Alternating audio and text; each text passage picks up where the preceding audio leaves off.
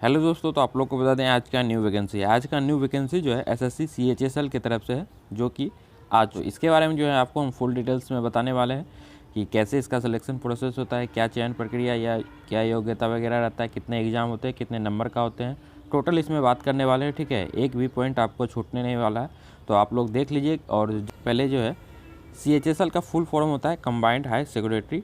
ठीक है, ये इंटर लेवल पे होता है, 10+2 लेवल पे होता है। जो भी इंटर पास कर चुके हैं कोई भी सब्जेक्ट से, चाहे आर्ट्स है, जो साइंस है या कॉमर्स है, किसी भी सब्जेक्ट से आप पास किए हैं तो आप इस फॉर्म को आराम से भर सकते हैं। ठीक है, तो इसमें जो है सबसे पहले आपका जो डेट है ऑनलाइन फॉर्म का, ये 1/2/2022 यानी कल से स्टार्ट हो गया। कल रात में इसका फॉर्म नोटिफिकेशन आया हुआ था और इसका जो लास्ट डेट है 7/3/2022 तक इसका लास्ट डेट है। रात 11 बजे तक आपका लास्ट डेट है। लास्ट पेमेंट करने का भी डेट इसका 8/3/2022 तक है, रात 11 बजे तक है।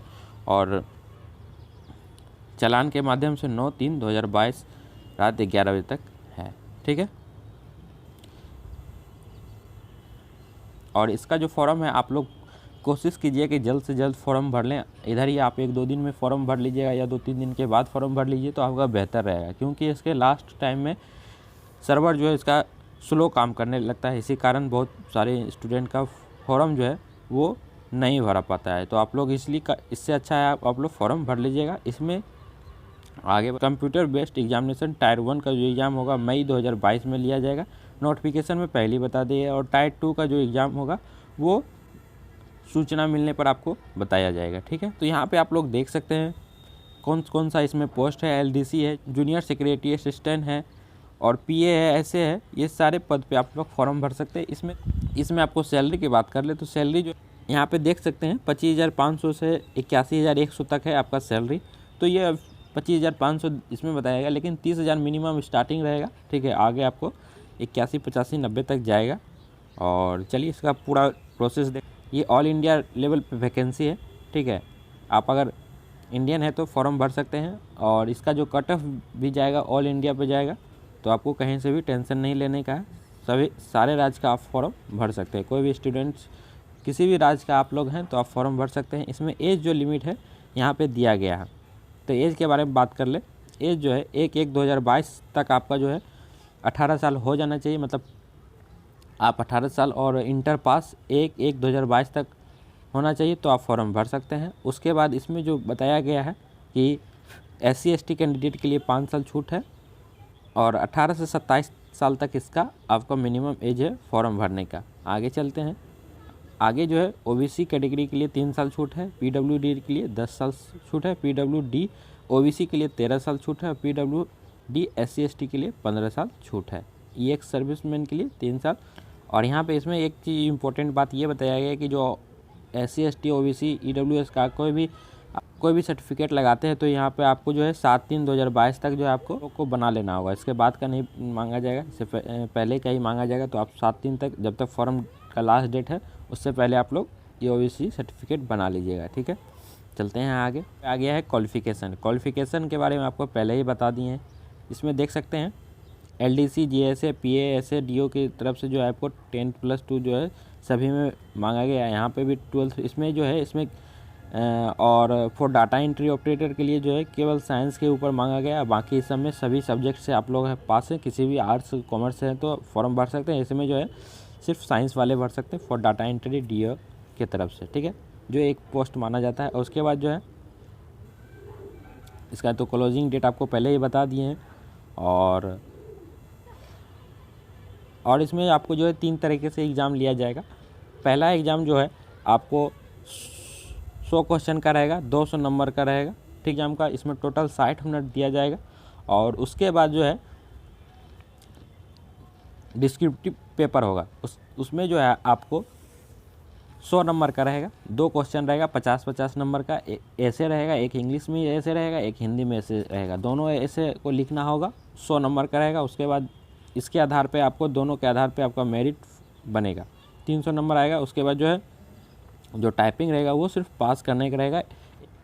1 मिनट में आप लोग 30 वर्ड इंग्लिश में होना चाहिए और 1 मिनट में 35 वर्ड होना चाहिए हिंदी में। ठीक है, आगे चलते हैं।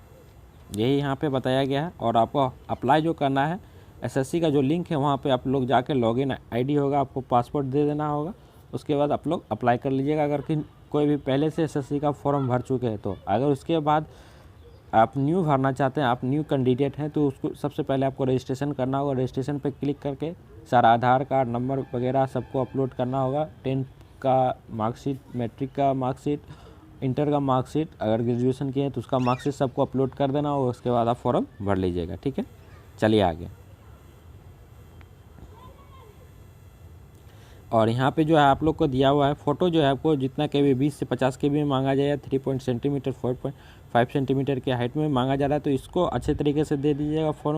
फॉर्म भरते टाइम ये ध्यान रखना होगा। आपको बता दें, फॉर्म जो भरिएगा उसमें 3 महीने का पहले का आपका फ़ोटो नहीं होना चाहिए। 3 महीने का अंदर में फ़ोटो होना चाहिए, जैसे ठीक है। 3 महीने से पुराना फ़ोटो अगर होता है तो वो फॉर्म में लेने के बाद रिजेक्ट कर दिया जाएगा।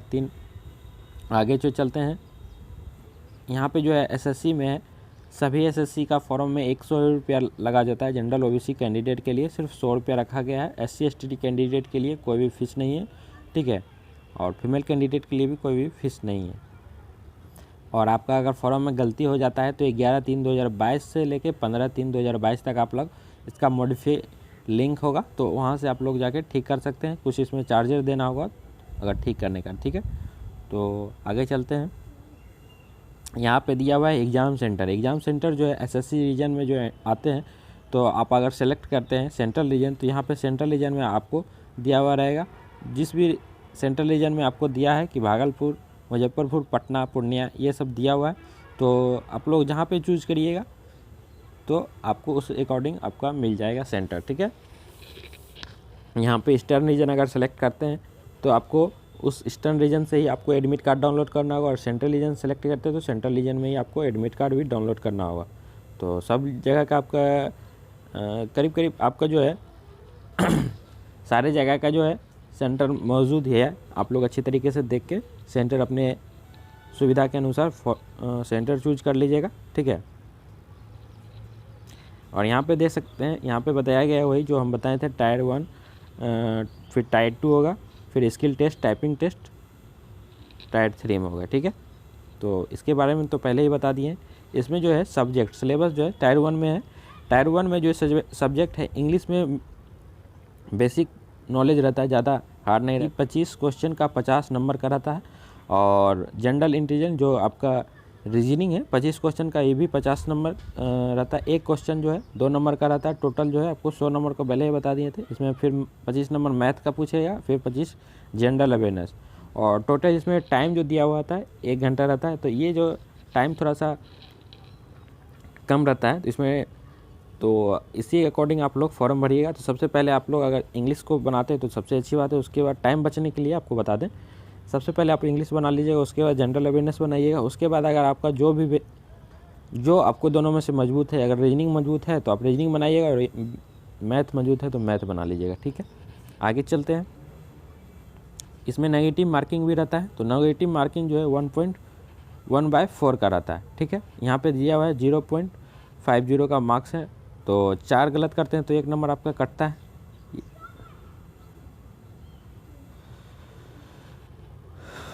और इसमें जो है नॉर्मलाइज भी होता है। तो किसी शिफ्ट में अगर आपने 65 बना के आया और उस शिफ्ट हार्ड है तो वो इसमें जो आपका 60 सही हो गया तो नॉर्मलाइज करके आपको 10 से 15 नंबर भरता है। तो इस तरीके से आपका नॉर्मलाइज होता है। आगे चलते हैं। यहाँ पे दिया हुआ है इंग्लिश के सब्जेक्ट से कौन कौन सा टॉपिक से आपको पूछा जाएगा क्वेश्चन। तो ये यहाँ पे देख सकते हैं, साइनो एंटोनिम्स यहाँ पे देख सकते हैं। और उसके बाद जनरल इंटेलिजेंस है, जो रीजनिंग से इस टॉपिक से आपका क्वेश्चन पूछे जाएगा। और उसके बाद नंबर सिस्टम है, ठीक है। नंबर सिस्टम से उसके बाद जो है मैथ का है, मैथ से आपको इस सब्जेक्ट से पूछा जाएगा। उसके बाद जो है जनरल अवेयरनेस से इस सारे टॉपिक से कुछ पूछे जाएंगे। और उसके बाद जो करंट अफेयर से जो है 7 से आपको 10 नंबर तक आपका जो है करंट अफेयर का भी रहता है क्वेश्चन। इसमें अगर आप लोग ने 70 से 75 क्वेश्चन अगर आप लोग ने सही कर लिया है तो आपका सिलेक्शन अच्छे तरीके से हो जाएगा, कोई दिक्कत की बात नहीं है। लेकिन 70 का रखिएगा कि 70 हमारा सही हो जाए। तो 140 होता है तो 10-15 नंबर बढ़ेगा 155, तो अच्छे तरीके से आपको हो जाएगा। और उसके बाद जो है 100 नंबर का यहाँ पे दिया हुआ है, 100 नंबर का इसमें टाइम जो दिया गया है 20 मिनट का रहेगा, 20 मिनट का रहता है। तो अच्छे तरीके से इसको भी पास कर लीजिएगा। तो आप बताए थे इससे पहले 200 मार्क्स का रहता है, 100 नंबर का, 50-50 नंबर का, एक हिंदी ऐसे रहता है, एक इंग्लिश ऐसे रहता है। और इसको जो 20 मिनट टाइम आपको दिया हुआ रहता है। आगे चलते हैं। और यहाँ पे जो है डॉक्यूमेंट वेरिफिकेशन में आपको जो है आधार कार्ड का प्रिंट आउट जो है आपको पूरा जो बड़ा वाला होता है वो लेके जाना होगा। इसी में से कोई एक देना होगा, voter ID card, driving licence, PAN card या पासपोर्ट कोई भी एक दे दीजिएगा, ठीक है। और यहाँ पे दिया हुआ है, अगर आपका आधार कार्ड में डेट ऑफ बर्थ सही नहीं है तो इसमें मैट्रिक का आप लोग सर्टिफिकेट दिखा सकते हैं, जिसमें कि आपका डेट ऑफ बर्थ सही हो, सबका एक होना चाहिए। मैट्रिकुलेशन यहाँ पे दिया हुआ है। और इसमें आपको जो सभी दस्तावेज जो है लेके जाना होगा डॉक्यूमेंट वेरिफिकेशन में। यहाँ पे आप लोग देख सकते हैं इस तरीके से जो जो मांगे जाएगा वो आपको ले जाना होगा। मैट्रिक का है और एजुकेशनल क्वालिफिकेशन सर्टिफिकेट जो है सभी ले जाना होगा, ठीक है।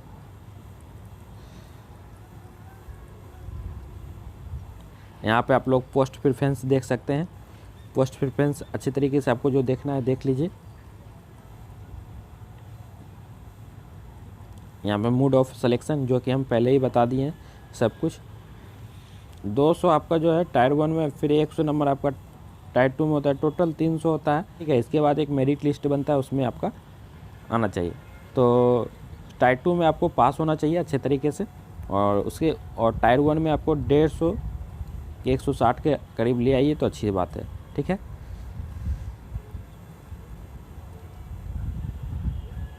तो ये सिलेक्शन के ही बारे में बताया गया। आगे चलते हैं, और भी कुछ इम्पोर्टेंट बात है तो देख लेते हैं।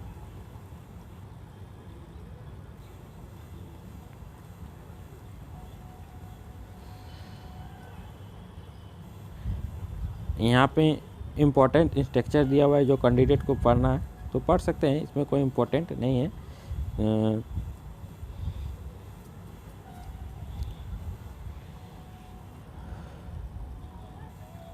और इसका जो भी एडमिट कार्ड आएगा तो हम बता देंगे। चैनल को सब्सक्राइब कर लीजिएगा, बेल आइकन को ऑन रखिएगा, क्योंकि इसी तरह का इन्फॉर्मेशन वीडियो हम लाते रहते हैं, न्यू वैकेंसी से रिलेटेड, आंसर की से रिलेटेड, एडमिट कार्ड से रिलेटेड। तो चैनल को सब्सक्राइब कर लीजिएगा, आपको कोई भी चीज़ छूटेगा नहीं। यहाँ पे बताया गया है फॉर्म में कितना KB का ये सब मांगा जा रहा है, ठीक है। यहाँ से फॉर्म स्टार्ट हो जाता है, किस तरीके से कैसे फॉर्म भर सकते हैं यहाँ पे बताया गया है। तो ये आपको इम्पोर्टेंट नहीं है, जाके आप साइबर में अच्छे तरीके से फॉर्म भर लीजिएगा, या तो आप लोग घर में भी भर सकते हैं अगर आपके पास सुविधा है, लैपटॉप है तो। अगर आप फॉर्म भरना चाहते हैं तो, अगर आप फॉर्म भरना अच्छे तरीके से जानते हैं तो घर में भी भर सकते हैं, ज़्यादा टफ नहीं रहता है। तो आई होप आप लोग को सारे क्वेश्चन का आंसर मिल गया होगा। तो कोई भी क्वेश्चन का आंसर नहीं मिला तो नीचे कमेंट बॉक्स है, वहाँ पे आप लोग कमेंट कर सकते हैं। मिलते हैं नेक्स्ट वीडियो में, तब तक के लिए धन्यवाद, बाय बाय, टेक केयर, जय हिंद।